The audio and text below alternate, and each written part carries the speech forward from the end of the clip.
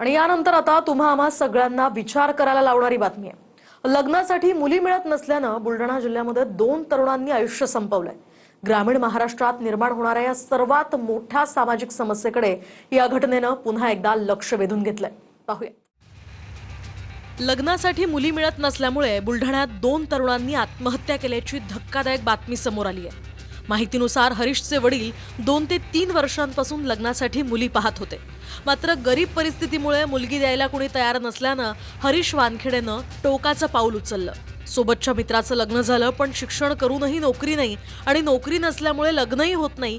या विवंचनेतून या घटना घडल्यात। लग्नासाठी मुली न मिळणं हा ग्रामीण महाराष्ट्रातला सर्वात मोठा प्रश्न बनलाय, मात्र अद्यापही यावर हवी तेवढी चर्चा होत नाहीये। त्यात जर मुलगा शेतकरी किंवा गावात राहणार असेल तर अशा तरुणांच्या लग्नात अनेक अडथळे येतात। मुलांच्या तुलनेत आधीच मुलींचं प्रमाण कमी आहे, त्यामुळे भविष्यात हा प्रश्न एक मोठी सामाजिक समस्या म्हणून पुढे येणार आहे। Bureau report, TV9 Marathi.